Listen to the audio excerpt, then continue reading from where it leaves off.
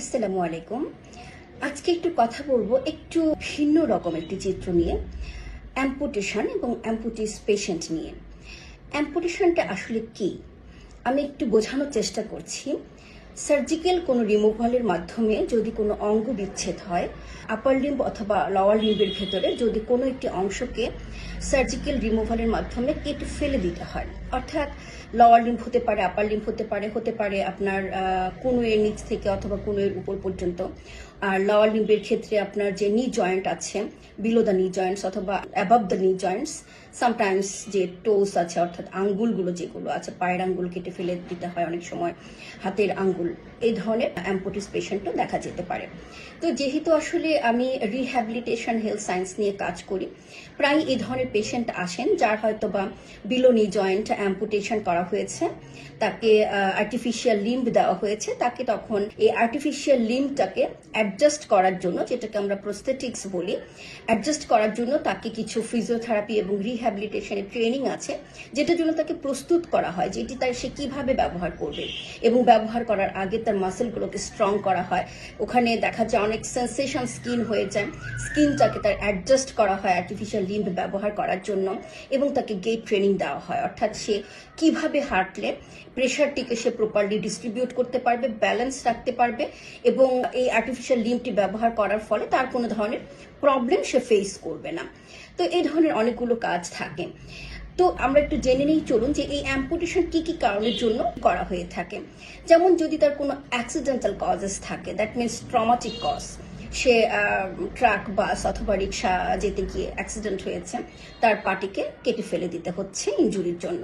দ্বিতীয়ত যেটা হতে পারে, যারা ডায়াবেটিক পেশেন্ট, যেহেতু তাদের ডায়াবেটিক এই পেশেন্টদের ব্লাড সার্কুলেশনের একটা প্রবলেম হয়, এবং এই ডায়াবেটিসের জন্য যে কোনো ধরনের আলসার হলে সেটা খুব সহজে শুকোতে চায় না, এবং পরবর্তীতে মাসল থেকে বোনসে চলে যায়, এবং বোনস থেকে যখন সামটাইম সিভিয়ার ইনফেকশন হয়ে যায়, যখন তাকে দেখা যায় যে কোনো একটি অংশ তার রিমুভাল করতে হচ্ছে সার্জিক্যাল প্রসিডিউরের মাধ্যমে।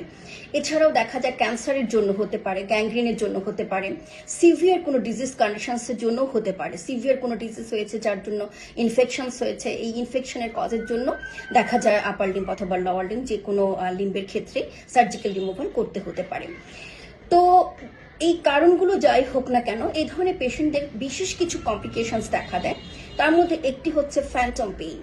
ফ্যান্টম পেইন হতে পারে, তার সাইকোলজিক্যালি তারা খুবই উইক হয়ে যায়, মাসেলগুলো উইক হয়ে যায়, তারা সমাজে অ্যাডজাস্ট করতে তাদের এই রিহ্যাবিলিটেশনটার জন্য অনেক সময় নিয়ে নেয়, এবং সামটাইমস দেখা যায় যে এভাবে অ্যাডজাস্ট হলেও তারা আসলে মানসিকভাবে ভীষণভাবে দুর্বল হয়, মানুষের সামনে যেতে চায় না। This type of problem May arise in the society. তো আমি আজকে একটু ফ্যান্টম পেইন নিয়েও বলতে চাই যে আসলে ফ্যান্টম পেইনটা কি। এটা হচ্ছে আপনার নার্ভাস সিস্টেম চেঞ্জের কারণে এই পেইনটা হয়, এবং এটা অনেকটা ইমাজিনারি পেইন। তো এই পেইনটা কেন হচ্ছে, যেমন আমি ধরে নিলাম যে বিলো নি জয়েন্ট একটা পেশেন্টের অ্যাম্পুটেশন হয়েছে। তো সেই অ্যাম্পুটি পেশেন্ট, তার অ্যাঙ্কেল জয়েন্ট নেই, তার পায়ের আঙ্গুল নেই, পায়ের পাতা নেই, বাট পেশেন্ট আপনাকে কমপ্লেইন করছে তার পায়ের পাতাতে পেইন হচ্ছে, তার আঙ্গুলে পেইন হচ্ছে, তার অ্যাঙ্কেল জয়েন্টে পেইন হচ্ছে, এবং নি জয়েন্টের নিচে তার সে বলছে যে আমার পায়ে লেগ যেটাকে আমরা বলি যে সেখানে আমার পেইন হচ্ছে।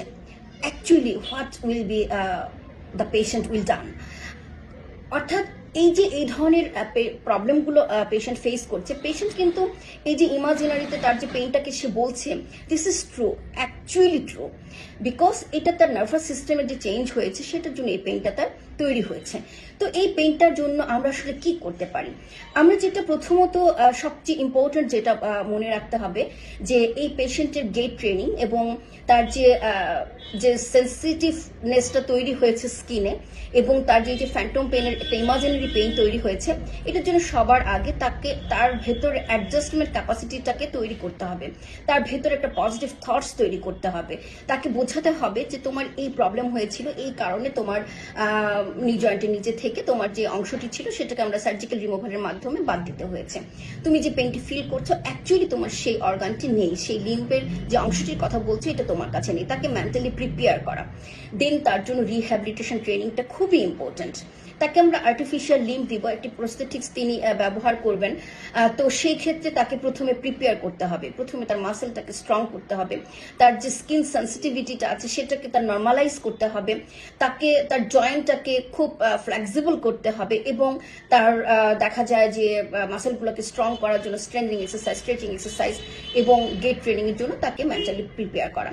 দেন যখন আমি তাকে প্রস্থেটিক্স দেব, আর্টিফিশিয়াল লিম্ব যখন আমি তাকে অ্যাডজাস্ট করব, তাকে পড়াতে হবে তখন যেটা খুবই প্রয়োজন যে তার এই আর্টিফিশিয়াল লিম্বটি পরে সে কিভাবে হাঁটাচলা করবে, কিভাবে সে চলবে, তার গেট ট্রেনিংটা কিভাবে হবে। একটা গেটের জন্য বিভিন্ন ধরনের স্টেজ থাকে, সুইং ফেস থাকে, স্ট্যান্স ফেস থাকে, এবং এই সময়টাতে তাকে ওই বিকজ তার যে আসলে আমাদের যে প্রকৃতিগতভাবে যে আমার লিম্ব থাকে সেটার যে ওজন আর আর্টিফিশিয়াল লিম্বের ওজন একরকম হয় না, দুটোর অ্যাডজাস্টমেন্ট কখনোই এক হবে না। সো তাকে একটা বিগ ট্রেনিং এর মাধ্যমে, রিহ্যাবিলিটেশন ট্রেনিং এর মাধ্যমে তাকে অ্যাডজাস্ট করতে হবে যে সে এটাকে কিভাবে অভ্যস্ত করবে। ইভেন এই ট্রেনিংটা কমপ্লিট হওয়ার পরও তাকে অভ্যস্ত করতে হবে সে এটাকে কিভাবে রিমুভ করবে, রাতে কিভাবে ঘুমাবে, সে যদি একটু উঁচু নিচু জায়গায় হাঁটতে চায় সেই মুহূর্তে সে তার বাচ্চাকে কিভাবে ম্যানেজ করবে। This type of every training should be very important for this patient. আমরা এই জায়গাটিতে অনেক সময় অবহেলা করি, আমরা মনে করি একটা লিম্ব আমি নিয়ে এসেছি, এটা বিদেশ থেকে এনেছি, কিংবা অনেক কস্ট এটার, সো আর কি প্রবলেম হতে পারে। বাট আমাদের মনে রাখতে হবে rehabilitation training for the gait re education is very important for this patient. এই পেশেন্টকে যদি আমরা প্রপারলি এই ট্রেনিংটা না দিতে পারি, সে এই আর্টিফিশিয়াল লিম্বটি ভালোভাবে ব্যবহার করতে পারবে না। এতে সে বারবার হোঁচট খাবে, পড়ে যাবে, এবং এতে তার আবারও ইনজুরি হতে পারে, ব্যথা পেতে পারে, তার জীবনটা স্লো হয়ে যায়, মোট কথা যেটাকে বলবো। সো আমরা ভীষণভাবে ইম্পর্টেন্সই দিব যে অ্যাম্পুটেশন পেশেন্টগুলো যখন আমাদের কাছে আসবে তাদের গেট ট্রেনিংটা অনেক ইম্পর্টেন্ট। ধন্যবাদ জানাচ্ছি। আজকের জন্য সুস্থতা কামনা করছি সবার।